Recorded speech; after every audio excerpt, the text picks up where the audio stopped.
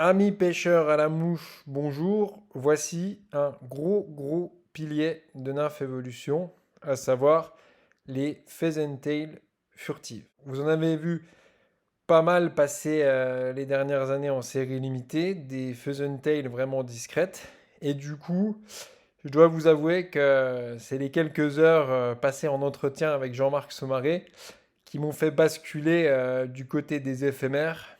Donc, j'ai toujours eu la folie, comment dire, tricoptère éphémère en tant que duo. Par la force des choses, j'ai dû ajouter le gamard parce que dans les rivières où il y a du gamard, c'est vraiment obligatoire. Et je suis revenu sur une spécification de mes nymphes d'éphémère. Donc ça fait des mois que je bosse dessus. En complément du cuivre que vous connaissez et de l'orange. Donc la gamme standard, le cuivre, hein, vous savez que je pense que ça pêche partout. Et l'orange, quand il y a besoin de visibilité, et ben du coup, vu que les pêches à la mouche se font de plus en plus techniques en Europe et dans le monde, pourquoi? Parce que la connaissance sur la pêche en nymphe se répand dans le monde entier grâce à l'Internet.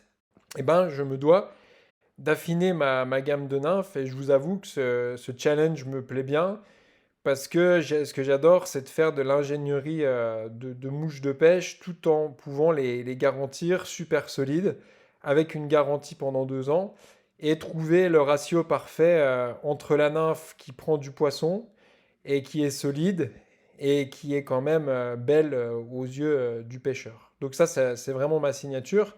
Et du coup, Jean-Marc Saumarez m'a influencé sur la chose, sur le fait que moi, je suis vraiment un monteur en série. Hein. Moi, je fais plutôt du Fordisme. Je ne fais pas des Ferrari sur mesure comme les ANR de Saumarez. Mais pendant toute sa discussion, il m'a rappelé la puissance des nymphes d'éphémère qui sont quand même peut-être majoritaires en fait dans la nourriture des salmonidés qu'on recherche comme les truites et les ombres. Et donc, j'ai dû étendre mon spectre de nymphes d'éphémères pour en faire un spectre majoritaire en fait sur Nymph Evolution avec maintenant trois possibilités. Donc les Pheasant-tail furtives les plus discrètes, donc je vais vous parler ici après. Les Pheasant-tail standard bi-cuivre tungstène, bi-coloris cuivre tungstène, je veux dire, et les Pheasant-tail visibilité bi-tungstène orange. Alors, ces Pheasant-tail furtives, il y a un premier élément très important, c'est comprendre la densité du verre. Avant de plonger dans l'utilisation technique, je veux bien que vous compreniez quelque chose. L'étalon, en général, dans les pêches fines en France, c'est l'estage laiton. On dit le lestage laiton, c'est l'étalon. Sauf que moi, ce qui m'intéresse de plus en plus, c'est de faire des gammes de nymphes les plus légères possibles et les plus planantes pour pouvoir les transposer en réservoir, parce que je ne vous cache pas qu'il y a une explosion de la pêche en réservoir. Et j'ai été le premier convaincu parce que les plus grands réfractaires au réservoir, quand ils vont se faire avoir par des truites super éduquées, même s'ils adorent la rivière, bah vous verrez, il y en a pas mal d'entre vous qui vont se prendre au jeu et qui vont remballer leur science sur le fait qu'il n'y a que la rivière qui compte. Donc voilà dans l'idée. J'essaye de faire des nymphes à double utilisation. Et par mes tests en réservoir et sur les pêches compliquées en rivière, le laiton est parfois même trop lourd. Dans tous les cas, elles sont trop habituées à avoir du laiton, les truites éduquées. Donc je me suis dit, qu'est-ce qui pourrait être solide, discret et qui pourrait me permettre de faire des mouches avec garantie très solides que je pourrais mettre en lestage sur ces nymphes tout en gardant l'effet bi qui est essentiel sur les éphémères puisque vous savez qu'ils s'accrochent à une bulle pour émerger. Et en fait, en calculant les densités, bah, c'est simple, hein, vous regardez sur Google, densité du laiton et densité du verre. Bah, le laiton pèse 3 fois moins lourd excusez-moi, le verre pèse 3 fois moins lourd que le laiton. Donc sur une Tail classique furtive avec une bille en verre couleur noire comme je vous propose, qui est la taille classique, le taille 16, et ben comparé à une nymphe bille laiton, on est 3 fois plus léger en fait sur le verre. Donc ça offre toutes des possibilités, comme notamment de l'utiliser en sauteuse. Elle dansera beaucoup plus naturellement, puisqu'elle ne fera pas un retombé très rapide en sauteuse, elle virevoltera dans les courants. Ensuite, en réservoir, eh ben, bien sûr, ça coulera plus lentement dans la colonne d'eau. Et là, c'est une certitude. En réservoir, plus la nymphe, elle coule lentement, meilleure elle est. Donc ça, je pense que c'est une certitude indiscutable. Et puis, en nymphe à vue, sur les blocs en surface, sur la vitesse de coule, on a aussi besoin de nymphes très légères parfois. Et puis, j'ai de quoi complémenter en termes de nymphes lourdes. Je suis plutôt réputé pour mes nymphes lourdes. Donc, j'ai travaillé ma finition sur les nymphes légères. Voilà pour vous expliquer en fait au niveau de la densité de ces 6 lestages de Fuzzentail furtive. Et maintenant, je vais vous expliquer techniquement comment la collection de Fuzzentail furtive est constituée.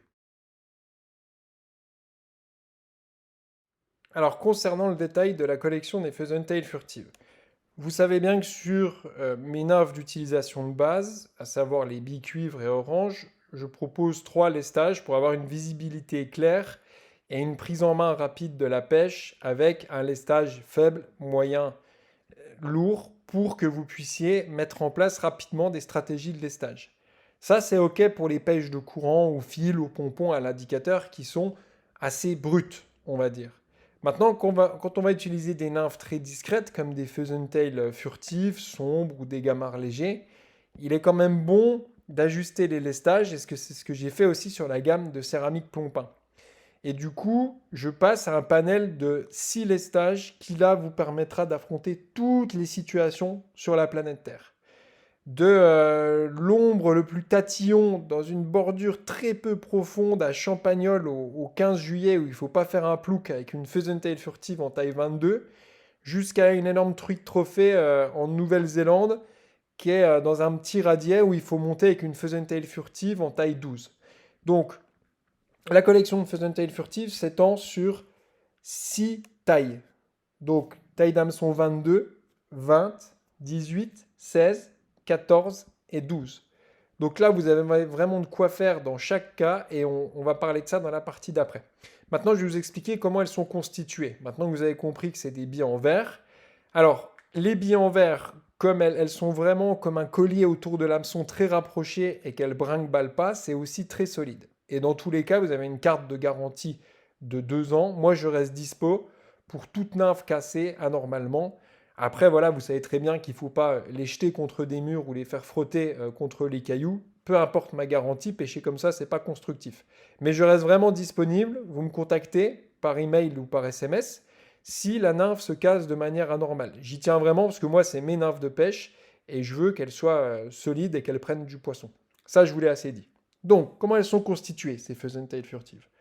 Donc, une bille en verre noir peint, simplement du noir, qui varie d'une taille 1,2 pour les hameçons en taille 22 à une taille 3,5 mm pour les plus grosses en hameçon de 12. Donc ce qui est intéressant, c'est le bas de la gamme. Les tailles 20 et 22, c'est vraiment des billes que les truites n'ont pas l'habitude de voir, puisque je vous rappelle qu'en lestage laiton ou tungstène, les plus petites billes du marché sont à 1,5 et encore, c'est plus du 1,6, 1,7 quand on rajoute la peinture.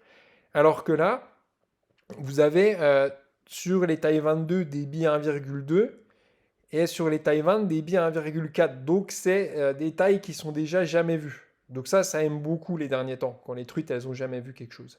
Parce que c'est pareil, il faut sourcer les perles là au Japon. Et c'est intéressant de pêcher avec des choses qu'elles n'ont jamais vues, parce qu'elles sont tellement habituées à avoir les mêmes tailles au vu du marché de la pêche à la mouche, que là, sur les tailles 22, ça commence vraiment à être intéressant pour les poissons très compliqués. Alors, je ne vous cache pas qu'une taille 22, ça me demande beaucoup de boulot et de précision, mais j'aime bien le challenge. Donc voilà, ensuite, euh, comme d'habitude, ma Fuzzentail de courant classique, qui est quand même une forme beaucoup plus minimaliste que la vraie Sawyer avec le sac à l'air, mais la vraie Sawyer avec le sac à l'air ne garantit pas forcément une solidité à toute épreuve, puisque le sac à l'air va basculer, mais par contre, effectivement, elle peut être plus réaliste. Mais vous connaissez ma signature, c'est vraiment du minimal optimal avec des nymphes très solides et prenantes. Donc du coup, mon faisan classique que vous connaissez, sélectionné en Écosse, ça je vous l'ai déjà expliqué plein de fois. L'habit en vert, je vous ai expliqué, qui est proportionnel à la taille de l'hameçon. Ce qui est intéressant, c'est le petit dubbing gris. Et j'ai vraiment hésité si j'allais mettre un dubbing brun, noir ou gris. Et en fait, dans l'alliance des couleurs, Et ben, je trouve que le corps en faisant brun foncé avec la bille noire et le petit dubbing gris, bah, ça ressemble vraiment aux petites larves d'éphémères qu'on voit sous les cailloux. Le fameux Baetis rhodani, il a souvent des pointes de gris en fait sur le thorax, donc je suis vraiment content de ce contraste léger. C'est vraiment la formule parfaite que j'ai trouvée. Mais le vrai point qui m'a fait basculer sur l'entrée de cette nymphe dans la gamme NAF Evolution, et c'est pas rien si je la fais rentrer, vous savez que sinon je fais des séries limitées. Ça, c'est vraiment une nymphe qui va me poursuivre jusqu'à ce que je meure, parce que j'ai trouvé un fil de cerclage qui est assez exceptionnel, assez récent. Et c'est pareil, j'ai tilté chez Jean-Marc Saumarez quand je me suis rendu compte qu'il utilisait le même fil que moi. Ce fil, en 0,1 mm, bah, il se noie dans le faisan, et en fait, les annelures se voient quasiment plus. Et ça, c'est vraiment top, c'est vraiment ça qui m'a fait basculer sur cette nymphe, parce que l'effet cerclage, comme je l'ai sur les billes cuivre et orange, il est bien parce qu'il est marqué, parce que c'est des nymphes de courant. Mais là, pour des nymphes très furtives qui pêchent en conditions compliquées, il vaut mieux tuer le cerclage. Alors j'aurais pu les faire sans cerclage, mais j'aurais pas eu mon serment de garantie parce que la nymphe aurait pété au bout de 2 poissons. Alors que là, j'ai une solidité et une discrétion. Donc pour info, elles ont déjà pris sur la Ribnik en Bosnie en taille 20. Donc c'est top avec ce cerclage parce que c'est un peu le cerclage invisible, quoi. Donc ça, c'est du rêve. Donc je suis très très content. S'il y a un vrai point sur cette Tail, c'est son cerclage qui est invisible et solide. Donc voilà, je vous ai tout dit de la constitution des Tail furtives. Maintenant, on va passer à comment je pêche en fait ces Tail furtives en action de pêche. Comment vous allez pouvoir les utiliser au bord de l'eau. Vous m'avez compris, 3 méthodes d'utilisation, voire 4 avec le lac. Donc, en sauteuse, en pêche au fil et à l'indicateur, en pêche à vue toute seule, en réservoir toute seule, et en lac, pourquoi pas en train de mouche. Mais je ne suis pas spécialiste du lac, mais je pense que c'est des nymphes qui peuvent aussi très bien marcher en lac.